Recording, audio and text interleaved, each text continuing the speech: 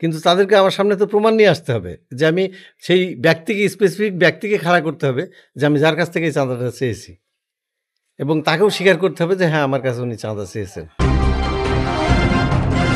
প্রতিপক্ষ তো আমার পিছনে বহু আগে থেকেই লেগে আছে। কোনো কিছু না জেনে না শুনেই আমার নামে যে মিথ্যা সংবাদ প্রকাশ করে আমার ভাবমূর্তি নষ্ট করা হচ্ছে। তবে সেই প্রকাশিত সংবাদের কোনো সত্যতা নেই। সেই সাথে আমাকে বিভিন্ন সময় বিভিন্ন দলে বিতর্কিত করার জন্য এসব মিথ্যা তথ্য ছড়ানো হচ্ছে, যার কোনো ভিত্তি নেই। এভাবেই নিজের বিরুদ্ধে চাঁদাবাজের অভিযোগগুলো খণ্ডন করে তুলে ধরেন কুষ্টিয়া মিরপুর উপজেলা বিএনপির সাবেক সভাপতি আলহাজ আব্দুল হক। প্রতিপক্ষ তো আমার পিছনে বহুদিন ধরেই লেগে আছে।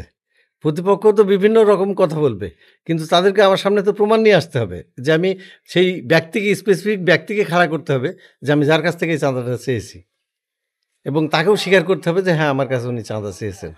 এইটা না করলে তো, ঢালাও কথা বললে তো অনেকেই বলতে পারে যেটা, তবে সাংবাদিকদের কাছে আমি এটা আশা করিনি যে তারা আমার ইমেজ নষ্ট করার জন্য তারা এই অপপ্রচারটা করবে।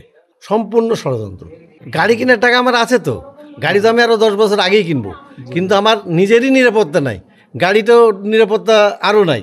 গাড়ি কেউ তারা ভেঙে দিতে পারে, প্রতিপক্ষ ভেঙে দিতে পারে, গাড়ি আমার জ্বালাই দিতে পারে, আমার অযথা সম্পদটা নষ্ট হয়ে যাবে। আমি ঠিকাদার একজন, এবং আজকে 17 বছর ধরে আমার ঠিকাদারি নাই, কিন্তু আমি আমার বাবার, আমার স্ত্রীর জমি বিক্রি করে সেই টাকা দিয়ে চলছি।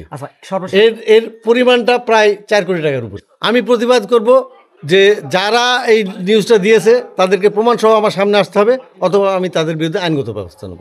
তীব্র নিন্দা জানাচ্ছি এবং ঘৃণার সাথে আমি এই নিন্দা জানাচ্ছি। তিনি বলেন, যারা এ ধরনের মিথ্যাচার করছেন তাদেরকে আমি হুঁশিয়ার করে দিতে চাই। এমন মিথ্যাচার করে যদি আমার ভাবমূর্তি নষ্ট করা হয়, তাহলে তাদের বিরুদ্ধে আমি আইনি ব্যবস্থা গ্রহণ করব।